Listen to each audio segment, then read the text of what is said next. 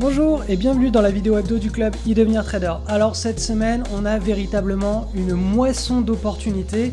On a des screeners qui break à la hausse dans tous les sens. Il y a beaucoup d'actions qui sont en train d'être achetées par l'ensemble des acheteurs, quelle que soit la place boursière, hein, que ce soit aux États-Unis ou en Europe. On a vraiment des breakouts dans tous les sens. Après, est-ce que ces breakouts sont de bonne qualité? Pas forcément. Il y en a quelques-uns qui méritent des achats. La plupart sont simplement un signal que les acheteurs sont en train de revenir en force sur le marché. Alors est-ce que c'est un signal de top de marché ou pas? Ça, à la limite, c'est pas notre problème. Nous, tout ce qu'on fait, c'est suivre les marchés. Alors on va commencer par une petite analyse rapide du DAX. Alors le DAX, vous pouvez remarquer que sur le graphe, là, on arrive en zone de résistance, hein. C'est-à-dire qu'on est allé chercher la première zone de résistance autour des 9900 points. On peut monter jusqu'à 10 000. Vous voyez qu'on a rebondi très fortement. Le rebond a pratiquement été aussi vif que la chute. Ensuite, sur le Nasdaq, donc le Nasdaq, c'est notre indice leader du moment. On est toujours sur des nouveaux plus hauts, ou en tout cas à proximité des nouveaux plus hauts. Donc vous voyez qu'on a eu ce breakout là à la fin du mois d'août, autour du 18-19 août. Et là, on est toujours en train de tutoyer les plus hauts. Donc on est vraiment dans une psychologie haussière. On a toujours cette vague de hausse là qui a lieu et qui est toujours...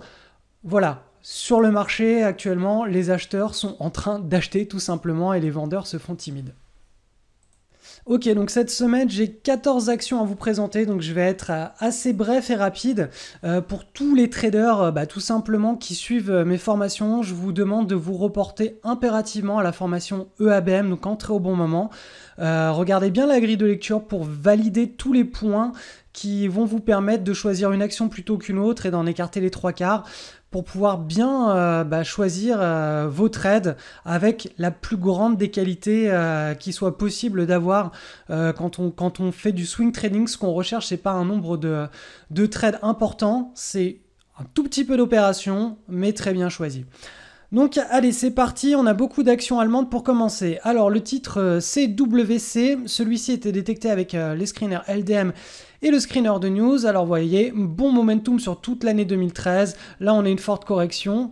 On est allé corriger très profond ici, courant août. On est remonté. Ici, on a une micro-base. On a cette ligne de moins résistance qui est bien respectée. On n'a pas un cas d'école sur la pattern. J'ai même pas été voir si la news, l'état de la news pour un trade de news, tout simplement parce que la pattern n'est pas suffisamment correcte. On est très exigeant sur la qualité des patterns. Pour moi, c'est pas un cas d'école. Ensuite, l'action VIH. Alors celle-ci est beaucoup plus intéressante. On a toujours un bon momentum, ça manque un petit peu de liquidité. Le momentum est certes bon, mais il est pas parabolique et il s'accentue pas très fortement. Vous voyez qu'on n'a pas des séries de hausses là, hop, qui nous forment des paraboles avec ensuite une consolidation avec un nouveau break et donc un achat qui pourrait se faire par exemple ici. Donc ça c'est dans l'idéal, hein, on aimerait bien avoir ce genre de choses. Là on n'a pas ça, cependant la formation de la pattern, de la consolidation est relativement correcte et vous pouvez voir que là sur le breakout on a les volumes qui sont arrivés vraiment en force là le 19 septembre. Donc là on est toujours à proximité du pivot, donc prise de position sur un post-breakout c'est possible. Ça manque un peu de liquidité, regardez la séance là du 6 août. On est parti chercher très bas, donc pour les traders extrêmement exigeants, on reste en dehors. Pour les traders qui vont chercher des objectifs de cours un petit peu plus proches, ça peut être un trade gérable. Ensuite, on va passer sur l'action ERMK. Alors celle-ci, vous voyez, on a une pattern ici. Cette pattern ne s'inscrit pas avec un mouvement de hausse au préalable. Donc a priori, ça c'est éliminatoire, même si à moyen terme, l'action a un bon momentum, sauf cas de news. Alors j'ai pas été à analyser s'il y avait une news ou pas parce que la pattern globale ne m'intéressait pas suffisamment. Ensuite, le titre GFJ, celui-ci, bon c'est typique requête, hein.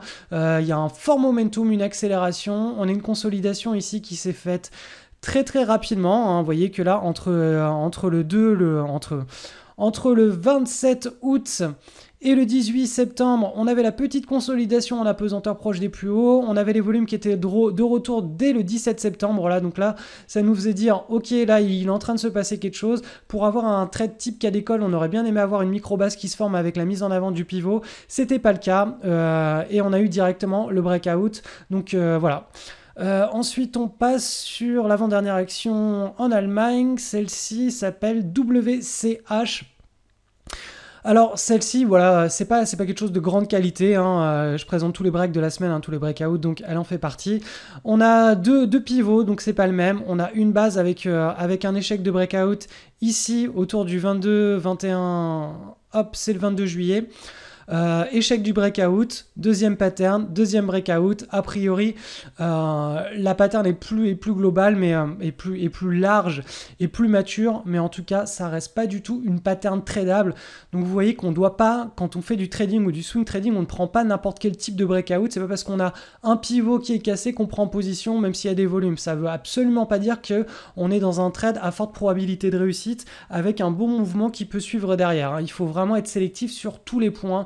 Donc la grille de lecture vraiment EABM, c'est vraiment quelque chose de très très important quand on est un trader débutant ou un trader confirmé. Il faut vraiment analyser tout le comportement de l'action et mettre en avant tous les petits détails et on check, on valide ou on invalide, et si on a des invalidations, on reste en dehors du trade. Ensuite, dernier titre allemand, celui-ci était détecté par le screener de news et DRB. On a forcément une action avec un bon trend dossier à la base. On a une petite micro-base qui est pas super propre. On a un premier creux avant la micro-base qui est trop profond à mon goût compte tenu de la hausse au préalable. Donc voilà, ça fait partie des breaks de la semaine. Il y a du volume, 18 septembre, 19 septembre, on a du volume. Donc ça, c'est plutôt positif. Par contre, la pattern globale n'est pas suffisante, n'est pas suffisamment qualitative à mon goût. Mais voilà, ça fait encore une fois partie des breaks de la semaine. Ensuite, le titre BSTC. Celui-ci était détecté avec les screeners donc des rushs boursiers, des RB. Et RDM, c'est plus une requête. Vous voyez que là, la pattern, la petite consolidation, hein, une consolidation, c'est une pattern à court terme est vraiment très très courte. On a du momentum qui se dégage. C'est pas un momentum... Voilà, on n'a pas une requête, un cas d'école de requête, puisqu'on n'a pas un momentum en forte accélération, le genre de requête, vraiment, quand on la voit, en un clin d'œil, on se dit, ok, ça c'est une requête. Bon là, clairement, on n'a pas ça, hein. Si vous voulez voir à quoi ça ressemble, vous allez sur le blog, vous faites des recherches, il y a plein de requêtes type cas d'école qui sont listées avec des graphiques et des explications. Là, on n'a pas ça. Cependant, la petite pattern ici était une pattern de requête. Donc on a eu ce break avec des volumes le 17 septembre. On est sur le Nasdaq là. Deuxième action du Nasdaq. Celle-ci, donc on avait une tentative de break dès la semaine dernière, dès le vendredi de la semaine dernière. On a eu la validation donc le lundi. Les volumes ne sont pas arrivés fortement. Pour moi, ça c'est une action qui propose, ok, la pattern est assez propre, le pivot est bien mis en avant. Mais pour moi, ça manque un petit peu de momentum et on aurait bien aimé avoir ici pour une prise de position, idéalement des volumes en forte augmentation parce qu'il faut savoir aussi que cette action a un float assez important. En dehors de ça, ça reste une pattern qui est relativement belle. Cette action était détectée avec les screeners donc des leaders de marché, des news et des rushs boursiers. Dernière action du Nasdaq. Alors celle-ci c'est LRCX détectée avec le screener de news et DRB. Là ce qu'on aime bien ici sur cette pattern c'est la petite micro-base qui a mis pas mal de temps à se former. Donc ça c'est le genre de choses qu'on aime bien puisqu'on sait que derrière quand on a un breakout la plupart du temps il y a un effet boule de neige avec une hausse qui va pouvoir s'accentuer parce que là on a un effet de surprise.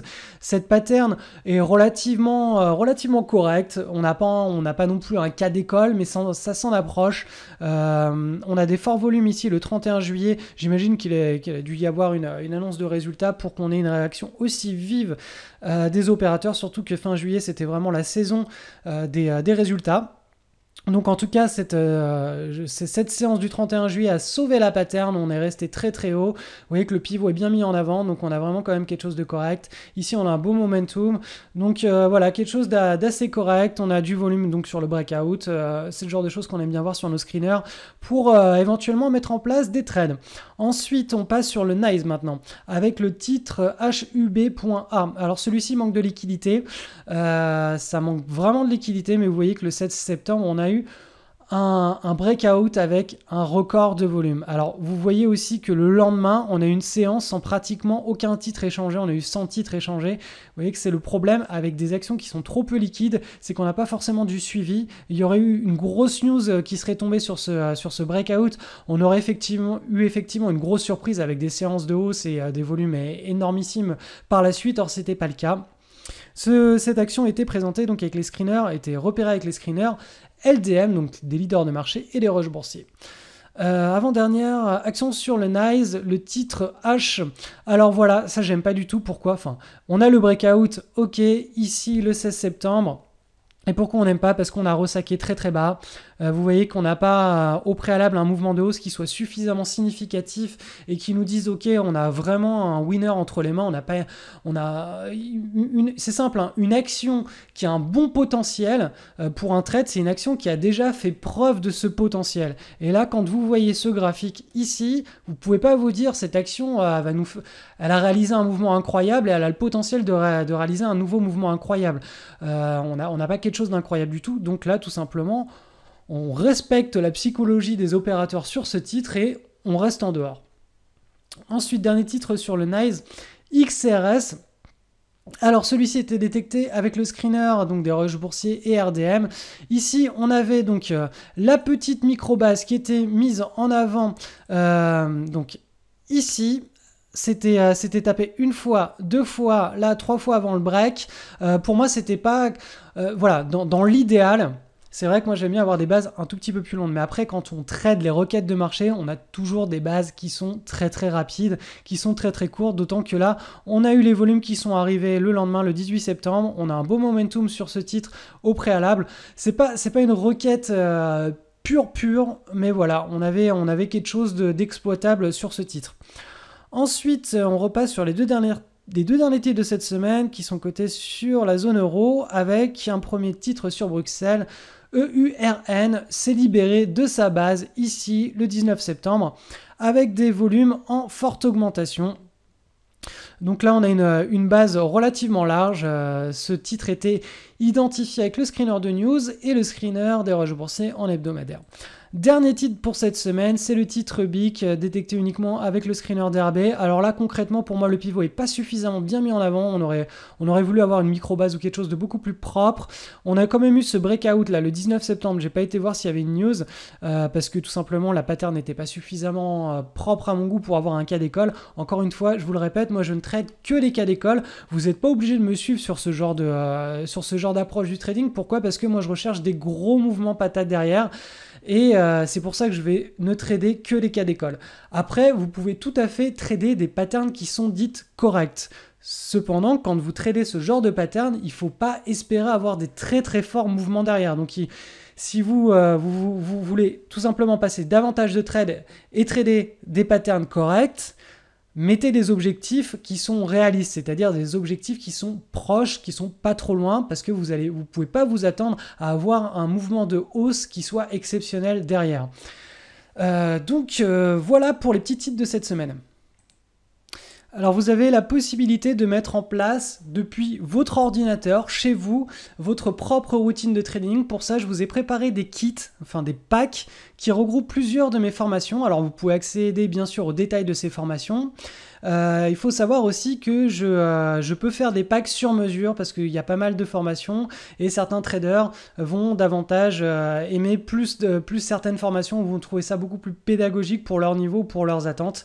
Donc voilà, je vous propose tout simplement de vous rendre, de cliquer sur le lien qui se trouve juste en dessous de cette vidéo et ensuite de regarder un petit peu tous ces packs et en fonction de vos attentes, vous m'envoyez un mail et vous pouvez me réclamer un pack sur mesure. Je vous ferai un tarif exceptionnel sur ce pack sur mesure et on pourra dialoguer ensemble de quelles sont vos attentes sur le marché, si elles sont réalistes ou pas, et en fonction de ce que vous êtes prêt à investir en termes de temps et de motivation sur les marchés, je pourrais vous orienter vers un style de trading plutôt qu'un autre, sachant que l'idée c'est pas que vous vous retrouviez avec des formations ou des techniques de trading qui vont vous servir à rien du tout, mais davantage quelque chose qui va vraiment matcher avec votre personnalité et vos attentes sur le marché. Si ces attentes sont irréalistes, je vous le dirai tout de suite et j'essaierai de vous recadrer du mieux que je peux pour ça. Donc on se retrouve juste derrière, regardez un petit peu tous ces packs et puis envoyez-moi un mail dans la foulée. Alors ce week-end je suis en déplacement pour le baptême de mon filleul, donc il se peut que je prenne un petit peu de temps pour répondre, hein. Mais bon, je vous répondrai, quoi qu'il arrive, je vous répondrai. On se retrouve juste derrière, à tout de suite.